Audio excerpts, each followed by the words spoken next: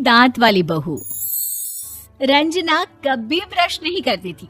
उसे कितनी बार उसके माँ बाप ने डांटा, लेकिन उसका कोई असर उस पर होता ही नहीं था, जिस कारण से उसके दांत पीले पीले हो जाते हैं।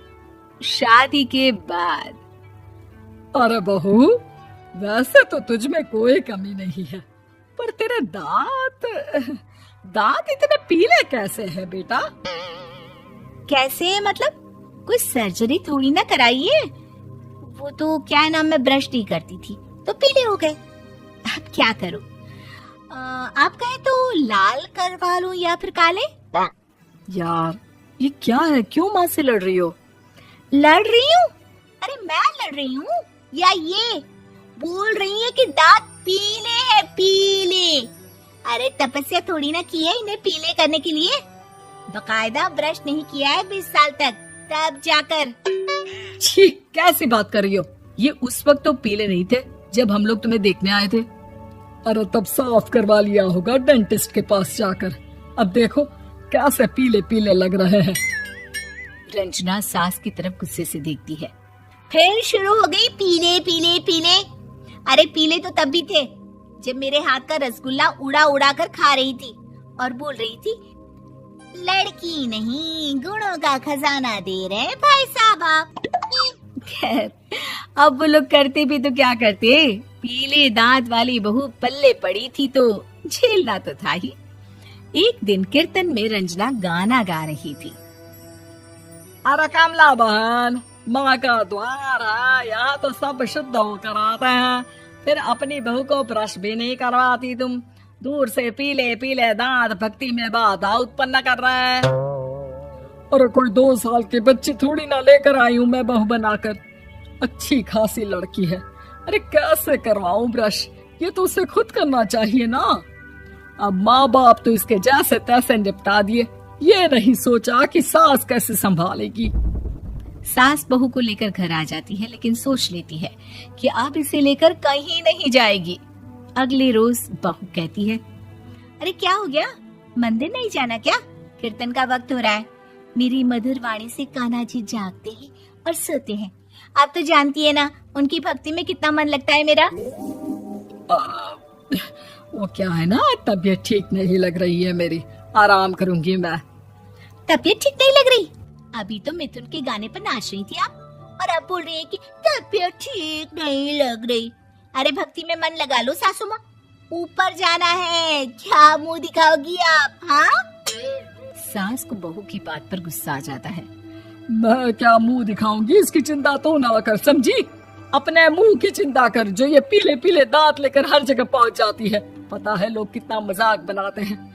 ना जी ना, मैं नहीं जाना कहीं तेरे साथ। तो ये बात है, कोई ना, मत जाओ, मैं अपने कमरे में ही बैठकर भक्ति कर लूंगी। ऊपर वाला दांत थोड़ी ना देखता है, मन देखता है, भावना देखता है। और अरे बस बस, तू सब कुछ दिखा, बस ये सफेद चमकदार दांत ना दिखाना किसी को, है? जा यहाँ से। बहू को सास की बात का कोई फर्क नहीं पड़ता, वो तो जैसी थी वैसी ही रह जाती है। सुबह नहाकर किचन में खाना बनाना, फिर खाना खाना, कीर्तन भजन करना और सो जाना। एक दिन, माँ जी मैं सहेली के घर जा रही हूँ, शाम को लेट आऊंगी। हाँ हाँ तो जाना, मैंने कौन सा तेरी आरती करनी है घर पर बैठकर। रंजना सहेली के घर जाती है, जहाँ वो पार्टी में जाने की तैयारी कर रही होती है। अरे शिखा, कहाँ जाने की तैयारी कर रही है? मैं गलत वक्त पर आ गई क्या? अरे नहीं यार, उल्टा सही वक्त पर आई है। मैंने ये साड़ी और ज्वेलरी निकाली है यार, शाम को इनके ऑफिस की एक पार्टी में जाना है। बताना कैसा लग रहा है ये सब? नहीं यार, इस ड्रेस के साथ तो वो वाली ज्वेलरी अच्छी लगेगी। हाँ हाँ सही बोल रही है, मैंने ध्यान ही नहीं दिया। वैसे तो हमेशा से मस्त फैशन सेंस रखती है। तो बड़ा जाती होगी ना पति के साथ पार्टी में। रंजना कुछ नहीं बोलती, बस सोचती है कि यार काश ये बात सही हो जाती, पर मैं क्यों नहीं जाती पार्टी में? क्या इन लोगों की कोई पार्टी होती नहीं होगी? रंजना घर आती है और रात में पति से सवाल करती है, एक बात बताइए, आप मुझे किसी पार्टी में क्यों नहीं ले जाते? क्या आपकी यहाँ ऑफिस में पार्टी नहीं होती? पति बेचारा क्या कहता कि दांत पीले हैं तुम्हारे इसलिए।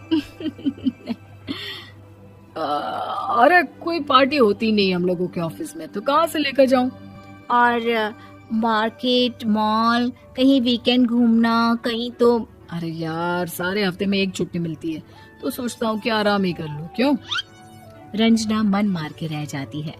पहले कभी सास के साथ मंदिर जाया करती थी, लेकिन वो भी सास ने ले जाना बंद कर दिया। घर बैठी बैठी रंजना बोर हो जाती है।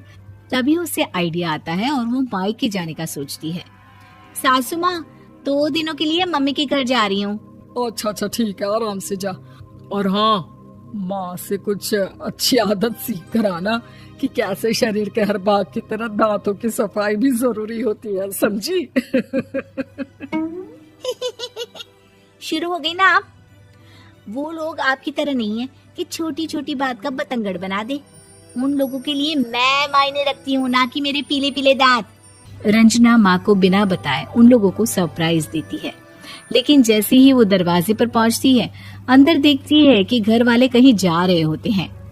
अब माँ, काश रंजना दीदी के दांतों वाली प्रॉब्लम नहीं होती, तो वो भी हम लोगों के साथ चलती ना बुआ जी की बेटी की शादी में। हाँ बेटा, लेकिन अब उसे कौन समझाए कि उसको उसके पीले दांत नहीं दिखते, लेकिन उसके आसपास के लोगों को कितना एम्बैरेसिंग फील कराते हैं। मुझे तो कितनी बार उसके स्कूल की टीचर ने शिकायत की कि उसके साथ कोई लड़की बैठना भी नहीं चाहती, और ना ही कॉलेज में कोई उससे बात करना चाहता था। लेकिन पता नहीं क्यों उसे ये बात समझ में ही नहीं आती। कोई कमी नहीं है उस लड़की में, बस यही कि दांत पीले हैं। वो तो भला हो जीजा जी और उनकी माँ का, जो दीदी को जैसी है वैसे ही रखा हुआ है। रंजना को अपने घर वालों की बात सुनकर बहुत दुख होता है।